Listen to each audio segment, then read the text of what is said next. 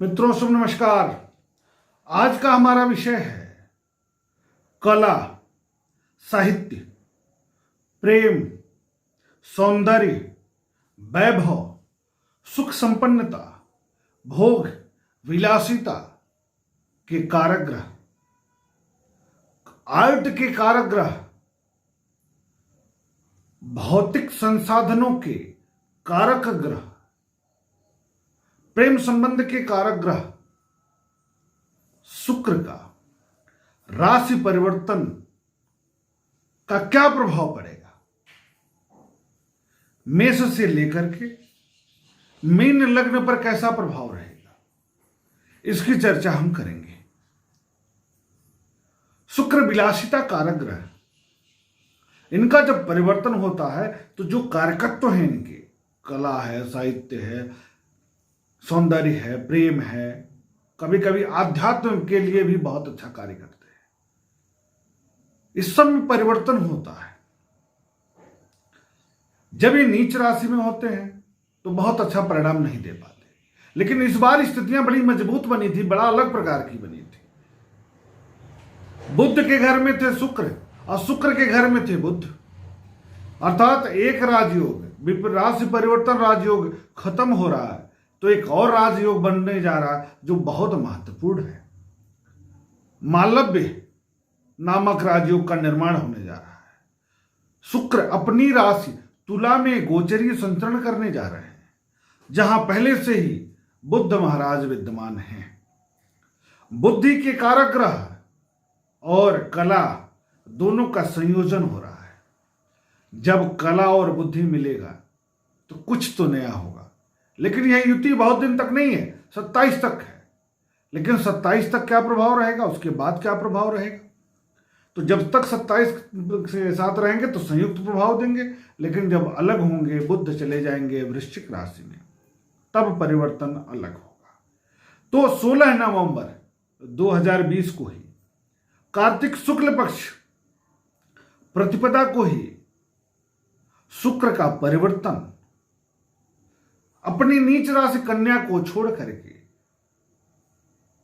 अपने ही राशि तुला में होने जा रहा है।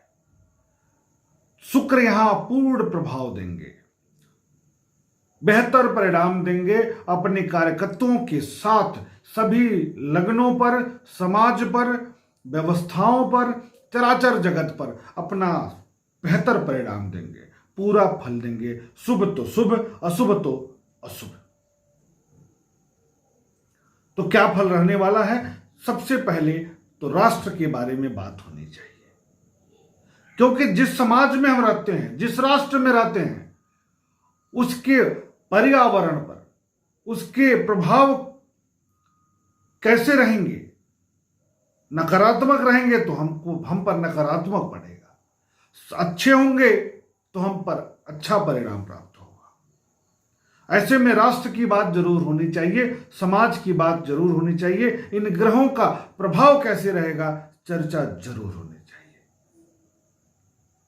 साथ में और भी योग प्रभावित करते हैं शुक्र को, जैसे शनि की दृष्टि पड़ जाए तो शुक्र के स्वरूप में परिवर्तन होगा, मंगल की दृष्टि पड़ जाए तो भी शुक्र के स्वरूप में परिवर्तन हो जाएगा। यद्यपि बुध शुक्र के साथ हैं, अपने घर के हैं, बहुत कुछ नहीं चलने वाला है अन्य ग्रहों का, फिर भी शनि की चले गई और मंगल की दृष्टि पड़ेगी, उसका भी परिणाम देखने को मिलेगा, इसमें दो राय नहीं है। और कहाँ कहाँ पड़ेगा तो भारतीय दृष्टिकोण पर पहले बात करेंगे। आंतरिक विवाद या कष्ट की स्थिति उत्पन्न होगी। क्यों? क्योंकि भारत की कुंडली, स्वतंत्र भारत की कुंडली वृष लग्न की है। हम यहाँ लग्न पर बात करेंगे, वृष लग्न की है। वृष लग्न में लग्नेश के साथ साथ रोग ऋण शत्रु के कारक भी होते हैं, और वहां बुध के साथ, पंचमेश बुध के साथ और धनेश के साथ गोचरीय संचरण करेंगे तो भारत के लिए धन की दृष्टि से और लोगों के समझ की दृष्टि से, आंतरिक विवाद की दृष्टि से, राजनेताओं के मध्य वाक युद्ध की दृष्टि से, सरकार के प्रति जनाक्रोश की दृष्टि से यह समय ठीक नहीं है। शुक्र जब भी मजबूत होगा, नैसर्गिक रूप से स्वगृही होगा, उच्च का होगा, तो महिलाओं के वर्चस्व में वृद्धि होगी। चाहे अमेरिका का चुनाव हो, चाहे बिहार का चुनाव हो, शुक्र के निचत्व में हुआ है, इसलिए महिलाओं के वर्चस्व में वृद्धि दिखी नहीं। लेकिन शुक्र महाराज स्वग्रही होने जा रहे हैं, अच्छे योग में होने जा रहे हैं, इसलिए अब महिलाओं के वर्चस्व में वृद्धि दिखेगी। अभी तक इन दोनों चुनावों में जो भी वर्तमान समय में चुनाव हुए हैं उसमें महिलाओं के वर्चस्व नहीं दिखाई दिए, उसमें अवरोध दिखा, लेकिन अब मजबूती दिखेगी। अचानक से किसी महिला का नाम उजागर होगा, कोई महिला उच्च पद पर आसीन हो सकती है, जैसे राज्यपाल में फेरबदल हो जाए, जैसे मुख्यमंत्री, उप मुख्यमंत्री, बड़े राजनीति के क्षेत्र में अच्छे पदों पर महिलाओं का चयन हो जाना, इस तरह की स्थितियां उत्पन्न होंगी इस अवधि में। यह बेहतर स्थिति है 10 तारीख तक, 10 दिसंबर तक। कला के क्षेत्र से भी यह समय बहुत अच्छा है। फिल्म क्षेत्र से जो लोग जुड़े हैं उनके लिए समय बहुत अच्छा है। कलाकार जितने हैं उनके लिए प्रगति का समय है, बेहतर समय है, नए अन्वेषणों का समय है। जो लोग साहित्य के क्षेत्र से जुड़े हैं, जो लोग अध्ययन अध्यापन के क्षेत्र से जुड़े हैं, जो लोग लेखन शक्ति से जुड़े हुए हैं, लेखन के क्षेत्र से जुड़े हुए हैं, उनके लिए यह समय बेहतर होगा, अच्छा होगा। विशेषकर महिला संवर्ग के लिए यह अवधि अच्छी दिख रही है। लेकिन शनि की दृष्टि बढ़ेगी, इसलिए 1 या 2 बड़ी घटनाएं राष्ट्रीय या अंतर्राष्ट्रीय स्तर पर, मतलब अंतर्राष्ट्रीय का मतलब अन्य राष्ट्रों में भी इस तरह की घटनाएं घटेंगी। राष्ट्रीय का मतलब राष्ट्र के स्तर पर घटनाएं बढ़ेंगी। महिलाओं के विरुद्ध अचानक शोषण की प्रवृत्ति में वृद्धि होगी। एक आध ऐसी घटनाएं सामने आ सकती हैं, जैसे निम्न वर्ग के लोगों द्वारा महिलाओं पर एसिड अटैक कर देना, या उनके साथ दुष्कर्म कर देना, या उनके साथ अभद्रता जैसी जो घटनाएं हैं उसमें थोड़ी सी वृद्धि दिखेगी। इसलिए हर माता बहनों को मैं कहूँगा इस अवधि में थोड़ा सा सतर्क होकर अपनी कार्य क्षमता में वृद्धि करें, बहुत बेहतरीन होगा। लेकिन सतर्क जरूर रहिएगा इस अवधि में। फिल्मी जगत के लिए बहुत अच्छा। पड़ोसियों से विवाद की स्थिति बनती है, क्योंकि सौम्य ग्रह हैं, बुध के साथ हैं, तो पड़ोसी से विवाद, पड़ोसी से तनाव, किसी प्रकार का विवाद, बड़े स्तरीय विवाद भी हो सकते हैं इस बीच में। एक बात और, अगर अभी महिलाओं की स्थिति अच्छी होगी, लेकिन यदि कोई महिला राष्ट्र विरोधी गतिविधियों में सम्मिलित पाई गई या पहले से उसने गलती किया है, तो उसका गलती सामने आएगा, उसको सजा भुगतनी पड़ सकती है। गलत कार्य का परिणाम उसको मिलेगा ही इस अवधि में, उसकी चोरी पकड़ी जाएगी, चाहे वो किसी भी क्षेत्र की शीर्ष पदस्थ महिला भी हो सकती है।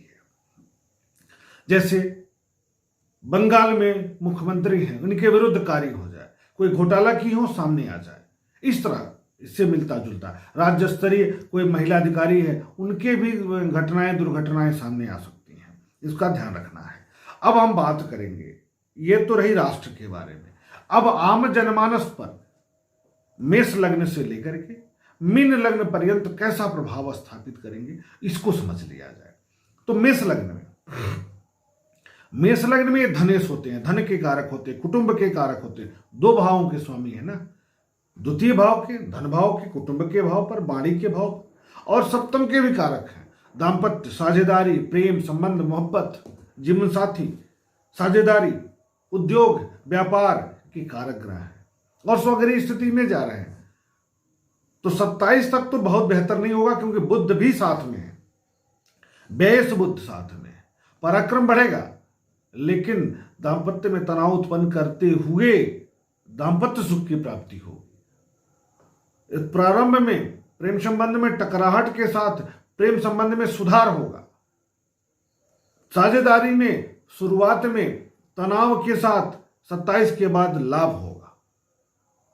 धन में वृद्धि, वाणी व्यवसाय के क्षेत्र से जो लोग जुड़े हैं वृद्धि, साझेदारी से लाभ, नए व्यापार के क्षेत्र में वृद्धि, इस तरह की स्थितियां उत्पन्न हो सकती है। कला क्षेत्र में जो लोग जुड़े हैं उनका कला, उनके अंदर जो छिपी कला वो निकल कर बाहर आएगी। कुछ नया कर पाने में बिल्कुल सफल होंगे, अच्छा समय होगा मेष लग्न के लिए।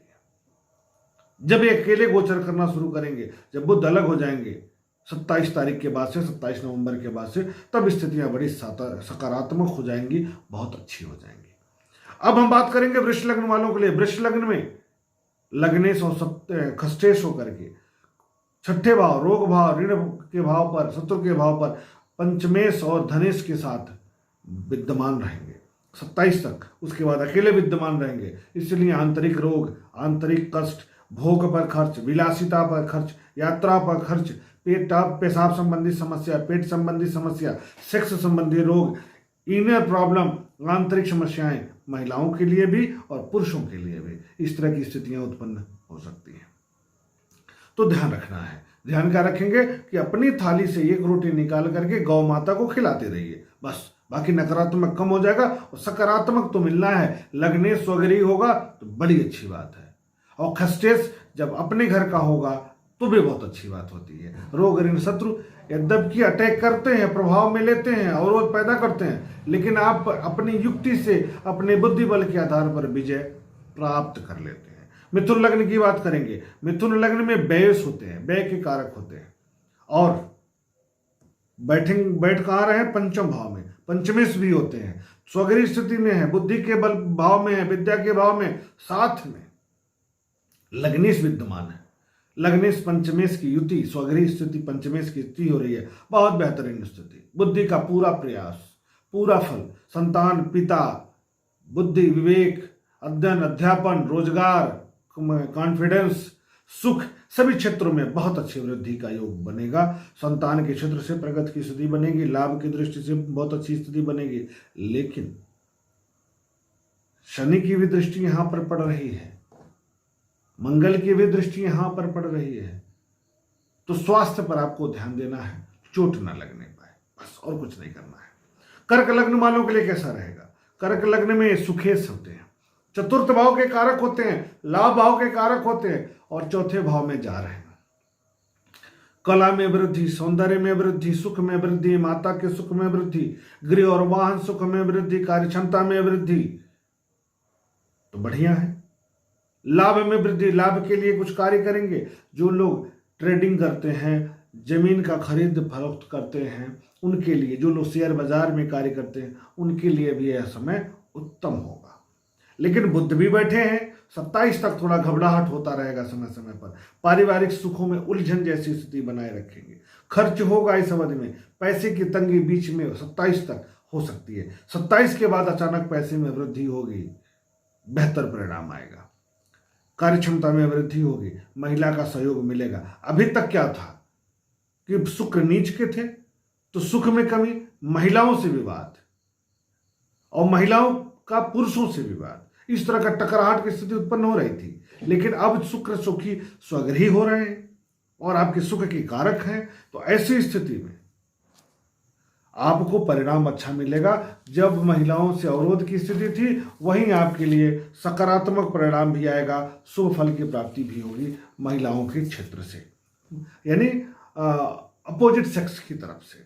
महिला है तो पुरुष से, पुरुष है तो महिला के क्षेत्र से सामंजस्य की स्थिति उत्पन्न हो जाएगी, बढ़िया स्थिति उत्पन्न हो जाएगी। गृह और वाहन सुख में बहुत अच्छी वृद्धि होगी, इसमें दो राय नहीं है। एलर्जी हो सकती है, एलर्जी इस बीच में आपको परेशान कर सकती है, चाहे वो स्किन एलर्जी हो, चाहे वो डस्ट एलर्जी हो, कोई एलर्जी। अब हम बात करेंगे सिंह लग्न वालों के लिए। सिंह लग्न में राज्य के कारक पराक्रम के कारक होते हैं। पराक्रम भाव में बैठते हैं, सौम्य ग्रह का तीसरे भाव में बैठना, गोचर करना बहुत अच्छा नहीं होता। आंतरिक डर का माहौल बनेगा।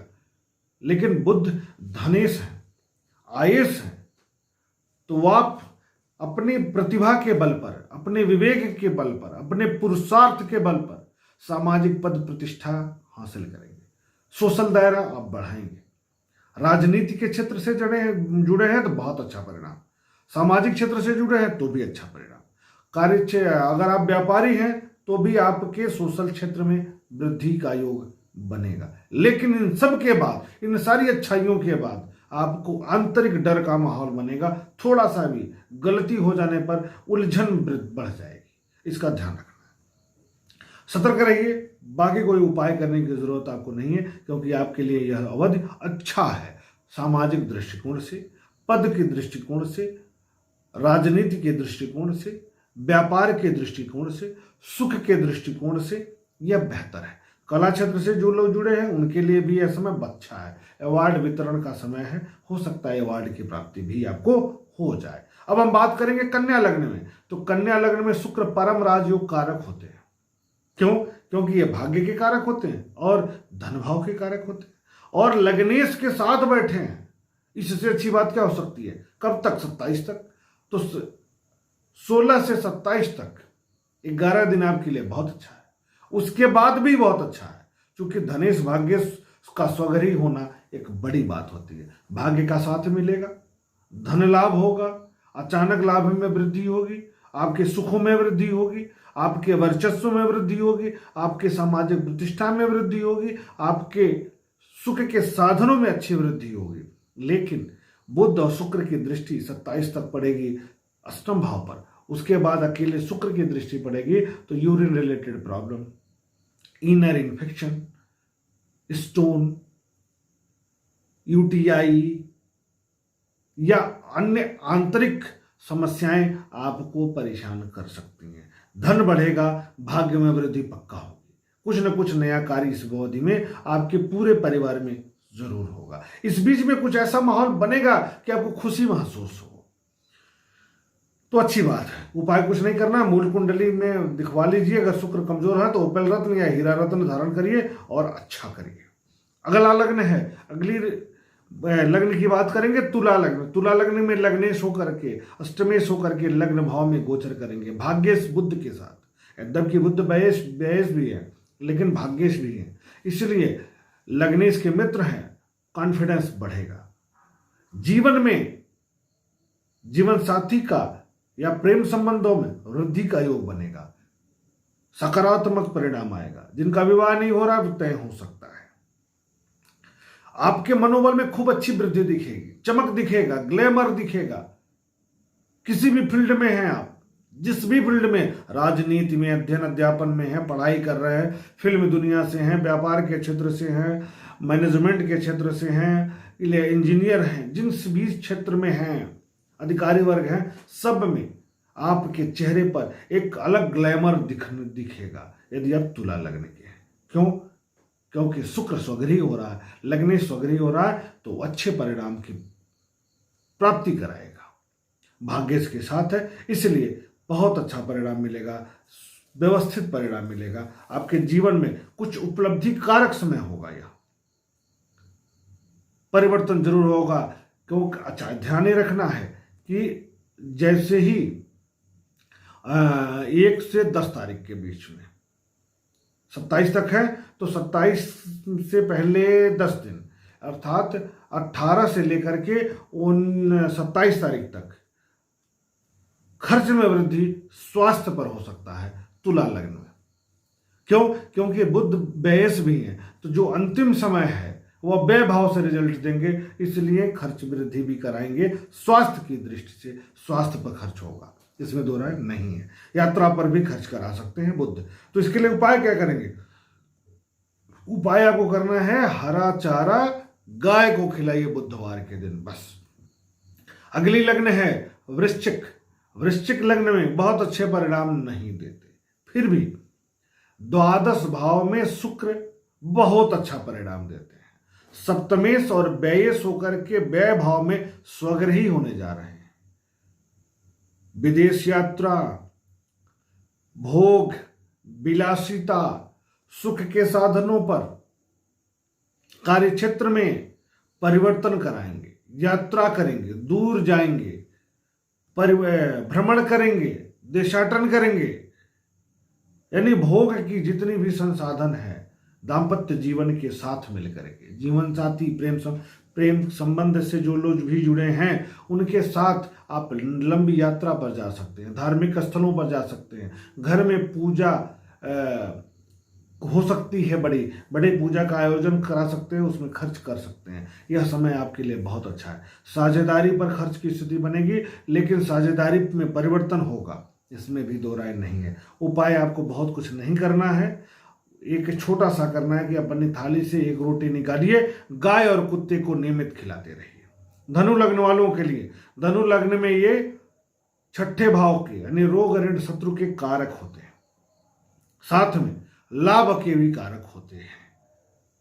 बुध सप्तमेश होकर के, दशमेश होकर के लाभ भाव में और लाभेश के साथ बैठे हैं, तो व्यापार के लिए यह समय बहुत बढ़िया है, धन के लिए यह समय बहुत बढ़िया है, अध्ययन अध्यापन के क्षेत्र से जुड़े हैं तो बहुत बेहतरीन है, संतान पक्ष से अच्छी खुशखबरी मिलेगी, प्रगति होगी, लाभ में वृद्धि होगी, कार्यक्षेत्र में बढ़ेगा दायरे में वृद्धि होगी, कला क्षेत्र से हैं तो आपके वर्चस्व में, आपकी कलात्मकता में, आपके सूझबूझ में, एक्टिविटी में, क्रिएटिविटी में वृद्धि दिखेगी। पॉलिटिक्स में से जुड़े हैं तो आपके क्षेत्र में परिवर्तन होगा, आपके सामाजिक दायरे में वृद्धि होगी। यदि आप महिला हैं और धनु लग्न है तो भी बहुत अच्छा परिणाम मिलेगा आपके लिए, इसमें दो राय नहीं है। अब हम बात करेंगे मकर लग्न वालों के लिए। मकर लग्न में भी परम राजयोग कारक होते हैं, कुंभ लग्न में भी होते हैं, लेकिन यहां मकर लग्न की बात करेंगे। दसम भाव में जा रहे हैं और भाग्येश भी हैं, बुध के साथ जा रहे हैं, यानी भाग्येश दशमेश दसम भाव में बेहतरीन राजयोग के साथ सामाजिक पद प्रतिष्ठा, कार्यक्षेत्र का परिश्रम का लाभ, सुख के साधनों पर खर्च, सुख के साधनों में वृद्धि, गृह निर्माण में वृद्धि के योग बनेंगे इस अवधि में। संतान पक्ष से शुभ समाचार मिलेगा, चाहे वो स्त्री संतान हो या पुरुष संतान हो, दोनों से खुशखबरी मिल सकती है।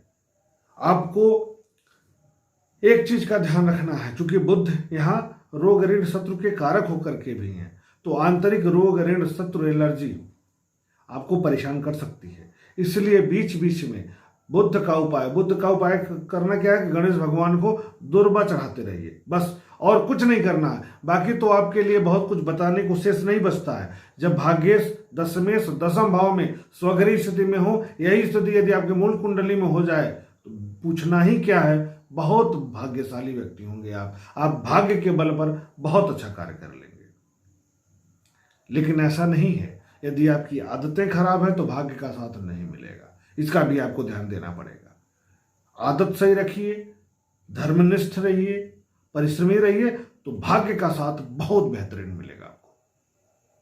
अब अगली लग्न है कुंभ लग्न में भी ये परम राजयोग कारक हो जाते हैं। क्यों? क्योंकि भाग्य के कारक होते हैं, सुख के कारक होते हैं, बहुत बेहतरीन परिणाम। ऐसे में पंचमेश बुध और भाग्येश शुक्र है, सुखेश शुक्र भाग्य भाव में स्वगृही है, यानी आप भाग्यशाली हो रहे हैं इस अवधि में। प्रेम संबंधों में वृद्धि हो रही है, आंतरिक डर में वृद्धि हो रही है, सुख के साधनों में वृद्धि हो रही है, सुखी महसूस करेंगे। इस बीच में बड़ी उलझन में थे, इस बीच में आप एकदम स्वस्थ महसूस करेंगे और जीवन का आनंद ले पाएंगे। घूमने जाएंगे, विलासिता पर खर्च करेंगे, जीवन साथी के साथ घूमने जाएंगे, प्रेम संबंध जिससे जुड़ा हुआ है उसके साथ घूमने जाएंगे। व्यापारी हैं तो भी आप इस बीच में आपका मूड में परिवर्तन होगा, आप यात्रा पर खर्च करेंगे या बड़ी यात्राओं पर चले जाएंगे। कुछ न कुछ इस तरह का परिवर्तन होगा जो यहाँ विलासिता जुड़ेगी आपको। प्राकृतिक स्थलों पर चले जाएंगे, धार्मिक स्थलों पर चले जाएंगे, लेकिन आंतरिक डर भी रहेगा इस अवधि में। इसलिए उपाय करिएगा छोटा सा। बुध चूंकि अष्टमेश है, इसलिए आपको भी श्री गणेश महाराज को दूर्वा चढ़ाना है बुधवार के दिन, बाकी कुछ नहीं करना है।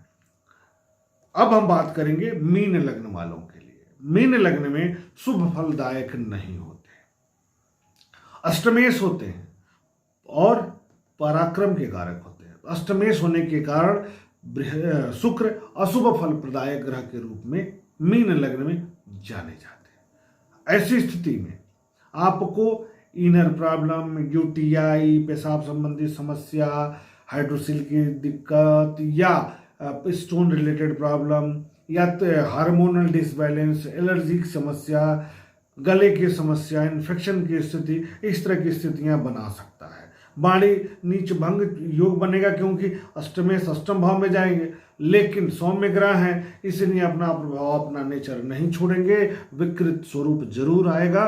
तो इनर प्रॉब्लम, यूटीआई, इन्फेक्शन, स्वास्थ्यगत समस्याओं में वृद्धि, तनाव में वृद्धि, नेगेटिव थिंकिंग में वृद्धि, इस तरह की स्थितियां आपके साथ उत्पन्न हो सकती हैं। आपको एक उपाय जरूर करना है, माता दुर्गा के मंदिर में जाकर के सूर्यास्त के बाद सफेद मिठाई चढ़ाना है, भोग लगाना है। माँ दुर्गा की आराधना करनी है, प्रार्थना करनी है कि हे माँ, शुक्र जनित अशुभ फल का निवारण करो और शुभ फल की प्राप्ति करो। बस यही उपाय करना है आपको, और कुछ नहीं करना है। इस प्रकार मेष से लेकर मीन पर्यंत शुक्र के परिवर्तन का क्या प्रभाव रहेगा, इसकी चर्चा हुई। एक लाइन चलते चलते बता दूं, कोरोना में शुक्र का बड़ा रोल है। इम्यूनिटी पावर है शुक्र, तो स्वगृही हो रहे हैं, इम्यूनिटी बढ़ेगी। तो हो सकता है कि आपको 10 दिसंबर तक कोरोना के केस में बहुत अचानक वृद्धि न दिखे, लेकिन उसके बाद आपको सतर्क रह के ही कार्य करना है, सतर्क रह करके ही कार्य करना है, और कोई रास्ता नहीं है। कोरोना या अन्य वायरस का अटैक पुनः वापस आ रहा है। 4 अप्रैल 2021 से पहले स्थितियां विकटता की तरफ जा रही हैं, चाहे वह किसी राष्ट्र के, 2 राष्ट्रों के मध्य युद्ध की स्थिति की बात हो, तनाव की बात हो, विवाद की बात हो, कोरोना की बात हो, पूरे समाज में आंतरिक विद्रोह की बात हो, सब के लिए यह अवधि अवरोधक हो जाएगी। जब तक शुक्र मजबूत है तब तक हम सब की रक्षा होती रहेगी। इसके बाद शुक्र पीड़ित होंगे तो स्थितियां अवरोधक होंगी, तनावपूर्ण होंगी। तो हम सतर्क रहकर कार्य करें, यही युक्ति है, यही उपाय है। तो दीजिए हमें इजाजत। शुभ नमस्कार।